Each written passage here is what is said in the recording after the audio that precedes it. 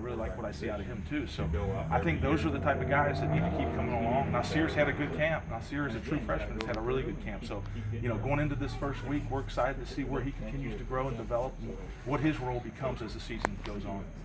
Go ahead.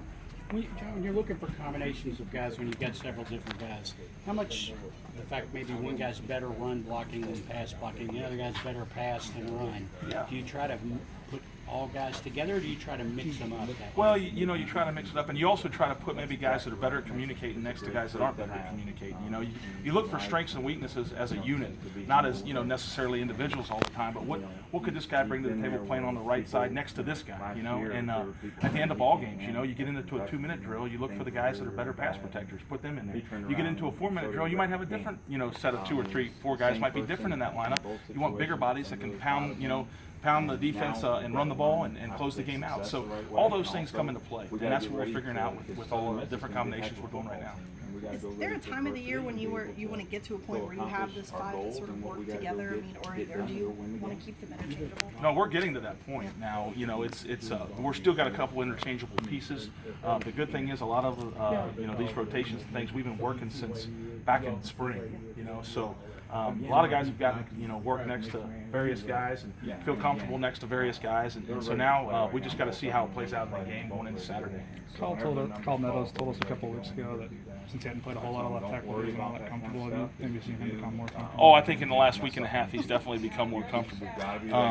You just got to get your footwork's a little bit different on that side. As you're stepping more in the run game with your right foot as opposed to your left foot, and in pass pro you're moving your left foot first as opposed to your right foot. It doesn't sound like a big deal, but when you've got milliseconds to make adjustments and if you're late off the ball or something like that, defensive ends nowadays can beat you. So those little things make a big difference, and I think he's gotten more comfortable over the last week and a half with that. Is there anything Young's not doing to earn that spot yet, or just a little time maturity? No, absolutely not. He's working his rear end off. He's doing some great things, and I think, like I said before, maybe you guys get over here. I mean, there's 6 or 7 guys that can start a game off for us, and I feel good about that. Now only 5 get to try it out there first. So the good thing about our group is guys don't get their feelings hurt. They pull for the guys that are in there. They know they're going to get just as many snaps, if not more. So whoever's starting is not, and whoever's not starting doesn't mean the end of the world. So we're going to get out there and we'll have some good rotations going. Keep fresh bodies on the field, and I think that'll benefit all of us. We keep hearing that George has had a really good camp. What is it that he's done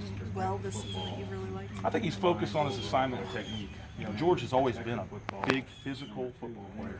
He can move the line of scrimmage. He's really good when he gets his hands on you in pass pro. But I think in the last, year, 6 months, probably since spring ball, he's really, focused on his technique and his discipline on his assignments, things like that. And I think that's elevated his game to a different level. Has Nick put on enough weight to make you happy to be able to deal with this situation? With his athleticism, I think he's put on some good weight over the course of fall training. He's gained weight over training camp, which is really good. Now he's got to continue to work on that and get into the season and maybe put on a couple more pounds. But no, I mean, with how athletic he is and how smart of a football player is, I feel good about where his weight's at right now. Is this the best you felt about an offensive line since you became coach here? We'll see after Saturday. We got to get into game. We got to get out there and do it on Saturday. You can do it. You can do whatever you do on the practice field, but unless you go prove it, on Saturdays, it's that's when it really matters. That's when it counts. All right, appreciate it. Did you sense deflation after halftime of that Southern Miss game? Mark talked about everybody was so amped up, and then it was like a balloon. It just let the air let out of it. Did you sense that on the sideline at the time? Well, you definitely sense the momentum shift.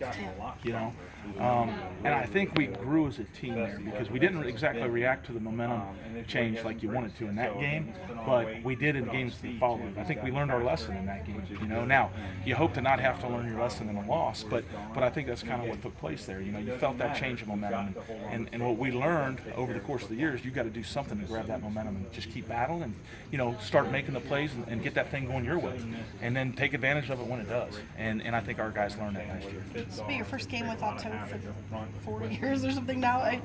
Do you feel comfortable that you guys have the people in the middle that can make those calls?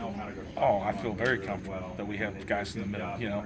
Not to take anything away from John Toth because he's a rock solid football player, but I mean we've got guys who can get the job done in there, and I'm looking forward to seeing how the different combinations of guys go in there and perform in a game center.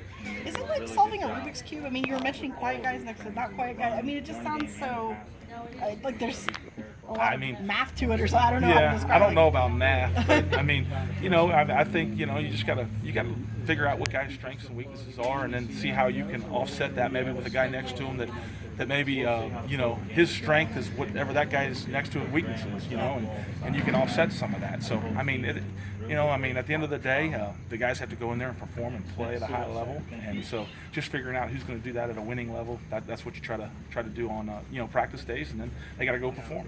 A lot of people look at those oars as maybe indecision, and maybe you don't have the guys you need, but that's not what it is, right? No, I mean we got guys that we really are fired up about that I think could go in there and win football for us, and so now we just are figuring out who goes in there first. Then when that second or third series comes along, who goes in there second, who goes in there third, and then repeat the process. So that's what we're figuring out now. Cool. Thanks, Okay, John. all right, Jim.